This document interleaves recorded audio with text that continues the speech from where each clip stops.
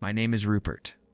I'm a freelance graphic designer, which is a fancy way of saying I spend most of my days and a lot of my nights alone in my home office.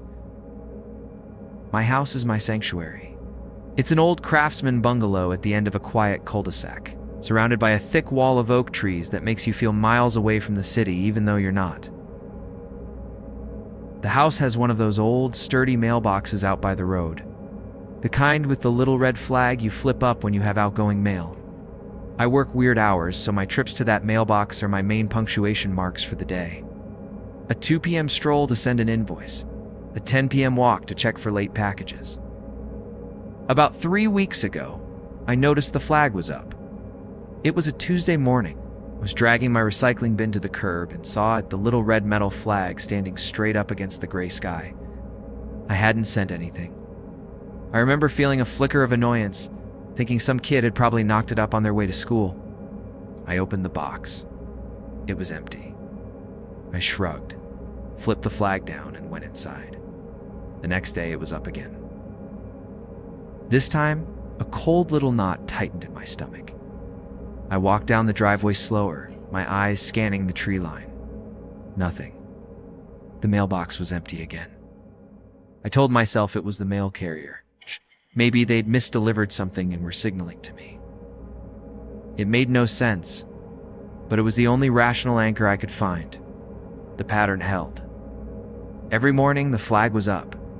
Every time, the box was empty. I started varying the times I'd check. I'd go out at dawn, flag up. I'd wait until after the actual mail was delivered at noon.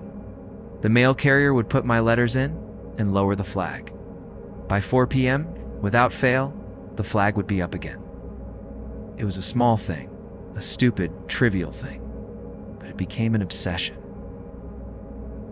I'd find myself staring out the window of my office, down the long driveway, just waiting to catch a glimpse of who or what was doing it. I set up my laptop to record the mailbox from my living room window. I reviewed hours of footage.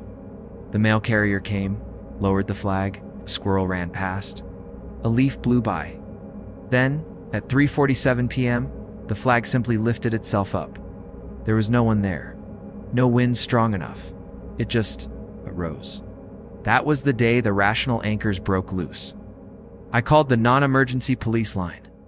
The officer was polite, but I could hear the muted smile in his voice. Vandals, he suggested. A stiff breeze? He promised to send a car around occasionally. The flag kept rising. Last night, I decided to end it. I was going to unscrew the damn flag mechanism entirely. I marched down the driveway at midnight with a flashlight and a screwdriver, my heart hammering against my ribs. The cicadas were deafening. I shone the light on the mailbox, my hand shaking as I reached for the screw. That's when I saw it. Inside the mailbox, tucked into the back corner, was a single, small Polaroid photograph.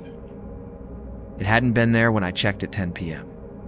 The image was dark, grainy. It was a picture taken from the trees at the edge of my property. Subject was my living room window. And in the window, clearly illuminated from behind, was me. I was at my desk, my head in my hands, exactly as I had been an hour earlier. Frustrated with a client's revisions, the photo wasn't old. I was wearing the same shirt. I dropped the screwdriver and ran back to the house, locking every door and closing every blind. I didn't sleep. I just sat in the dark, staring at the front door. This morning, the flag was down. It stayed down all day. I got mailed a package of pens. Everything was normal. The silence is worse now. The game is over, and they won. They've shown me what they can do.